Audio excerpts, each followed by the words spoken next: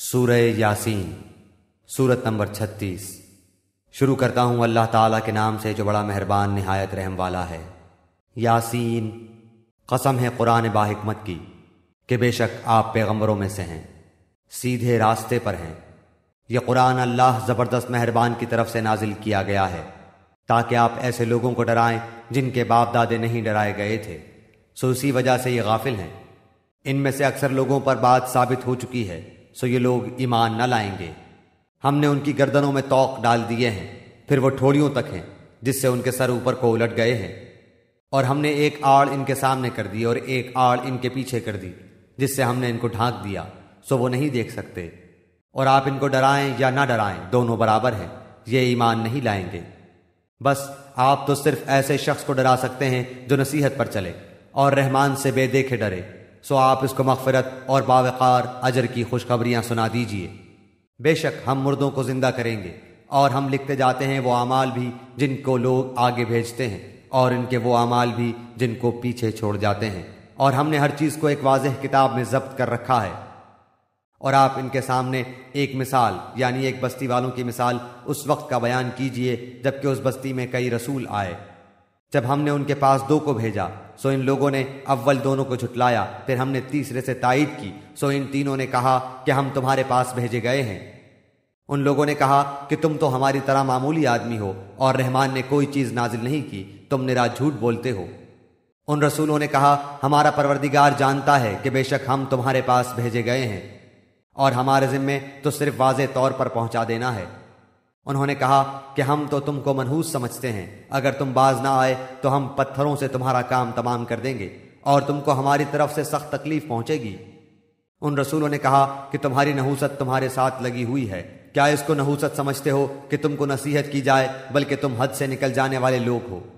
اور ایک شخص اس شہر کے آخری حصے سے دوڑتا ہوا آیا، کہنے لگا اے میری قوم، ان رسولوں کی راہ پر چلو، ایسے لوگوں کی راہ پر چلو جو تم سے کوئی معاوضہ نہیں مانگتے اور وہ راہ راست پر ہیں۔ اور مجھے کیا ہو گیا ہے کہ میں اس کی عبادت نہ کروں جس نے مجھے پیدا کیا، اور تم سب اسی کی طرف لوٹائے جاؤ گے۔ کیا میں اسے چھوڑ کر ایسوں کو معبود بناؤں کہ اگر اللہ رحمان مجھے کوئی نقصان پہنچانا چاہے تو ان کی سفارش مجھے کچھ بھی نفع نہ پہنچا سکے اور نہ وہ مجھے بچا سکے؟ پھر تو میں یقیناً کھلی گمراہی میں ہوں۔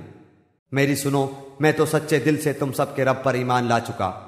اس سے کہا گیا کہ جنت میں چلا جا، کہنے لگا کاش میری قوم کو بھی علم ہو جاتا کہ مجھے میرے رب نے بخش دیا اور مجھے باعزت لوگوں میں سے کر دیا۔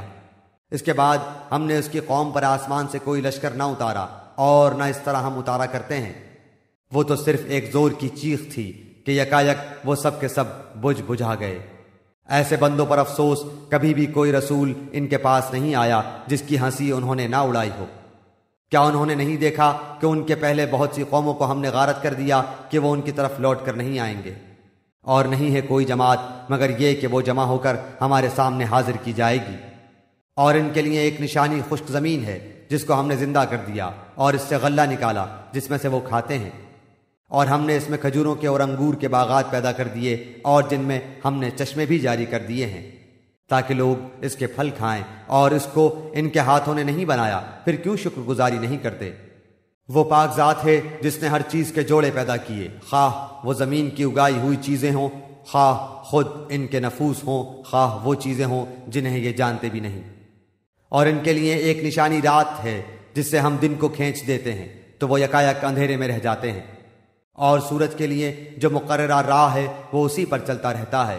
یہ ہے مقرر کردہ غالب بعلم اللہ تعالیٰ کا۔ اور چاند کی ہم نے منزلیں مقرر کر رکھی ہیں یہاں تک کہ وہ لوٹ کر پرانی ٹہنی کی طرح ہو جاتا ہے۔ نہ آفتاب کی یہ مجال ہے کہ چاند کو پکڑے، اور نہ رات دن پر آگے بڑھ جانے والی ہے، اور سب کے سب آسمان میں تیرتے پھرتے ہیں۔ اور ان کے لیے ایک نشانی یہ بھی ہے کہ ہم نے ان کی نسل کو بھری ہوئی کشتی میں سوار کیا، اور ان کے لیے اس جیسی اور چیزیں پیدا کی جن پر یہ سوار ہوتے ہیں۔ اور اگر ہم چاہتے تو انہیں ڈبو دیتے، پھر نہ تو کوئی ان کا فریاد رس ہوتا نہ وہ بچائے جائیں، لیکن ہم اپنی طرف سے رحمت کرتے ہیں اور ایک مدت تک کے لیے انہیں فائدے دے رہے ہیں۔ اور ان سے جب کبھی کہا جاتا ہے کہ اگلے پچھلے گناہوں سے بچو تاکہ تم پر رحم کیا جائے، اور ان کے پاس تو ان کے رب کی نشانیوں میں سے کوئی نشانی ایسی نہیں آتی جس سے یہ بے رخی نہ برتتے ہوں۔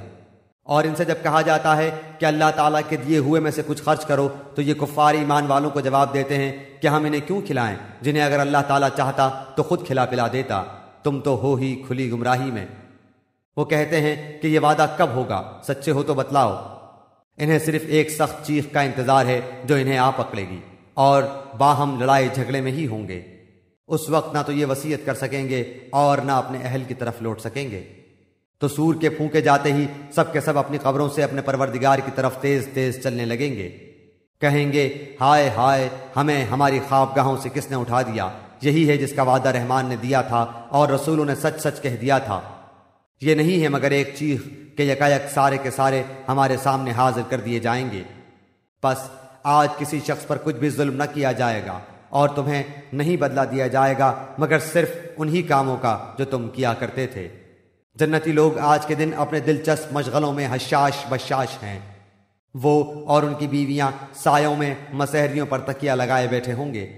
ان کے لیے جنت میں ہر قسم کے میوے ہوں گے اور بھی جو کچھ وہ طلب کریں۔ مہربان پروردگار کی طرف سے انہیں سلام کہا جائے گا۔ اے گناہگارو، آج تم الگ ہو جاؤ۔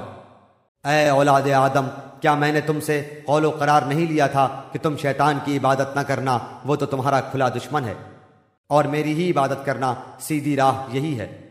شیطان نے تو تم میں سے بہت ساری مخلوق کو بہکا دیا، کیا تم عقل نہیں رکھتے؟ یہی وہ دوزخ ہے جس کا تمہیں وعدہ دیا جاتا تھا۔ اپنے کفر کا بدلہ پانے کے لیے آج اس میں داخل ہو جاؤ۔ ہم آج کے دن ان کے منہ پر مہر لگا دیں گے اور ان کے ہاتھ ہم سے باتیں کریں گے اور ان کے پاؤں گواہیاں دیں گے ان کاموں کی جو وہ کرتے تھے۔ اگر ہم چاہتے تو ان کی آنکھیں بے نور کر دیتے، پھر یہ رستے کی طرف دوڑتے پھرتے، لیکن انہیں کیسے دکھائی دیتا؟ اور اگر ہم چاہتے تو ان کی جگہ ہی پر ان کی صورتیں مسخ کر دیتے، پھر نہ وہ چل پھر سکتے اور نہ لوٹ سکتے۔ اور جسے ہم بوڑھا کرتے ہیں اسے پیدائشی حالت کی طرف پھر الٹ دیتے ہیں، کیا پھر بھی وہ نہیں سمجھتے؟ نہ تو ہم نے اس پیغمبر کو شعر سکھائے اور نہ یہ اس کے لائق ہے، وہ تو صرف نصیحت اور واضح قرآن ہے، تاکہ وہ ہر اس شخص کو آگاہ کر دے جو زندہ ہے اور کافروں پر حجت ثابت ہو جائے۔ کیا وہ نہیں دیکھتے کہ ہم نے اپنے ہاتھوں بنائی ہوئی چیزوں میں سے ان کے لیے چوپائے بھی پیدا کر دیے جن کے یہ مالک ہو گئے ہیں، اور ان مویشیوں کو ہم نے ان کا تابع فرمان بنا دیا ہے، جن میں سے بعض تو ان کی سواریاں ہیں اور بعض کا گوشت کھاتے ہیں۔ انہیں ان سے اور بھی بہت سے فائدے ہیں اور پینے کی چیزیں، کیا پھر بھی یہ شکر ادا نہیں کریں گے؟ اور وہ اللہ کے سوا دوسروں کو معبود بناتے ہیں تاکہ وہ مدد کیے جائیں، حالانکہ ان میں ان کی مدد کی طاقت ہی نہیں، لیکن پھر بھی مشرکین ان کے لیے حاضر باش لشکری ہیں۔ پس آپ کو ان کی بات غمناک نہ کرے، ہم ان کی پوشیدہ اور اعلانیہ سب باتوں کو بخوبی جانتے ہیں۔ کیا انسان کو اتنا بھی معلوم نہیں کہ ہم نے اسے نطفے سے پیدا کیا ہے، پھر یکایک وہ سری جھگڑالو بن بیٹھا، اور اس نے ہمارے لیے مثال بیان کی اور اپنی اصل پیدائش کو بھول گیا، کہنے لگا ان گلی سڑی ہڈیوں کو کون زندہ کر سکتا ہے؟ آپ جواب دیجئے کہ انہیں وہ زندہ کرے گا جس نے انہیں اول مرتبہ پیدا کیا ہے، جو سب طرح کی پیدائش کا بخوبی جاننے والا ہے، وہی جس نے تمہارے لیے سبز درخت سے آگ پیدا کر دی جس سے تم یکایک آگ سلگاتے ہو، جس نے آسمانوں اور زمین کو پیدا کیا ہے، کیا وہ ان جیسوں کے پیدا کرنے پر قادر نہیں؟ بے شک قادر ہے، اور وہی تو پیدا کرنے والا دانا بینا ہے۔ وہ جب کبھی کسی چیز کا ارادہ کرتا ہے اسے اتنا فرما دینا کافی ہے کہ ہو جا، وہ اسی وقت ہو جاتی ہے۔ پس پاک ہے وہ اللہ جس کے ہاتھ میں ہر چیز کی بادشاہت ہے اور جس کی طرف تم سب لوٹائے جاؤ گے۔